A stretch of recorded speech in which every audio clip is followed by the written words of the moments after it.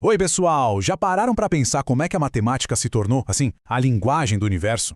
Hoje, a gente vai mergulhar numa verdadeira revolução do pensamento que rolou lá na Grécia Antiga. Uma mudança que transformou a matemática de um monte de contas do dia a dia numa busca pela verdade absoluta. Uma jornada que, sem exagero, mudou o mundo para sempre. Então a grande pergunta que fica é essa aqui. O que fez a matemática deixar de ser um tipo de livro de receitas, sabe, com soluções para problemas práticos, para se tornar uma ciência de certezas universais? Essa é a história de como a gente parou de perguntar só como funciona e começou a fazer a pergunta que é muito mais poderosa: por que funciona? Olha, para a gente entender o tamanho da genialidade dessa revolução grega, primeiro a gente precisa dar um passo atrás. Vamos dar uma olhada nas civilizações que vieram antes. O Egito, a Babilônia, eram verdadeiras potências, e a matemática deles refletia isso.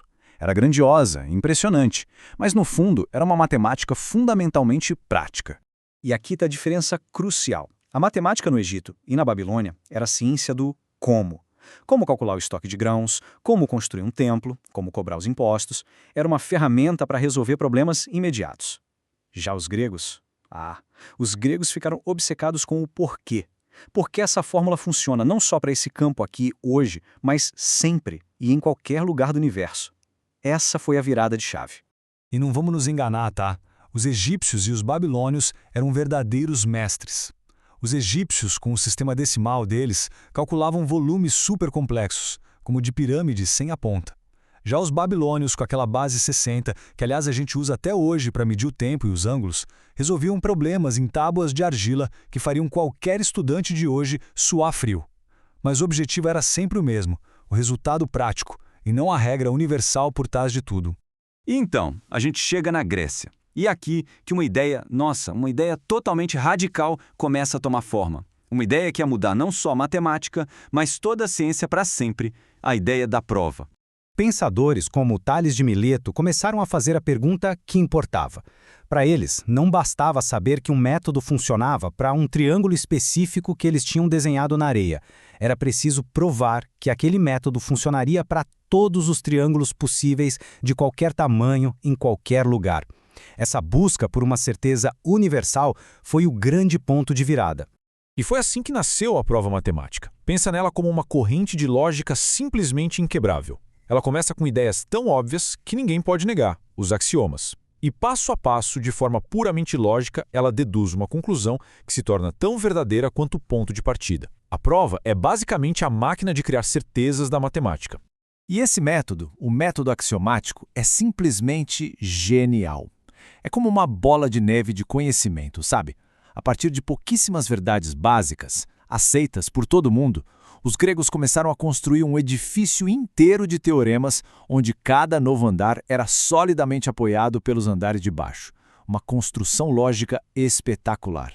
E claro, não dá para a gente falar dessa nova matemática sem falar da figura que talvez seja o maior símbolo dela, Pitágoras, e sua escola que era super influente e até um pouco mística.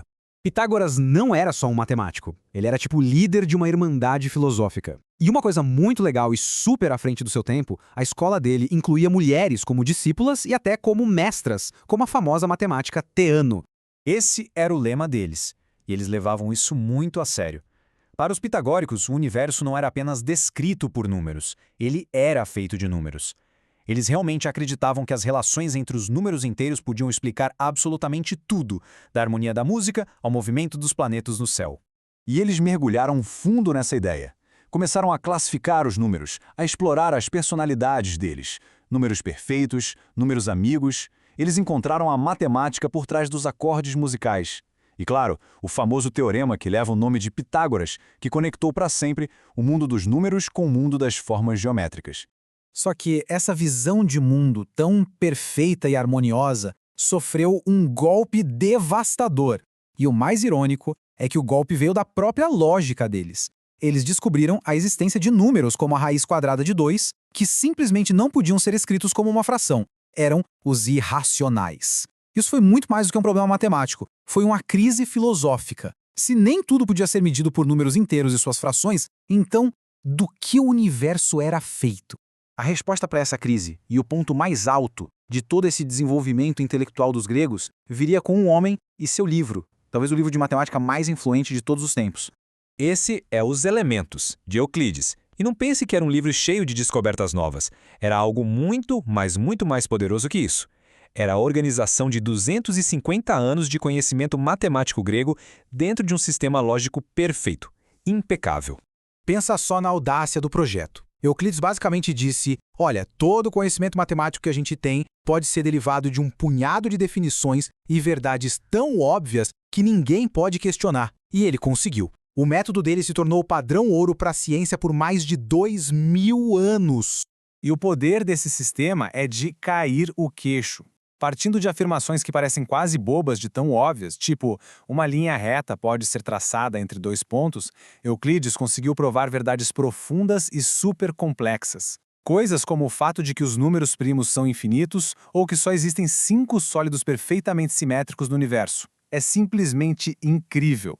Mas é claro, a genialidade grega também encontrou seus limites. E eles nos deixaram de herança um conjunto de problemas que, apesar de parecerem super simples, desafiaram as mentes mais brilhantes do planeta por séculos. E aqui estão eles, os 3 problemas clássicos. A regra do jogo era simples. Resolva usando apenas uma régua sem marcações e um compasso, nada mais. Parecia fácil, né? Mas era diabolicamente difícil.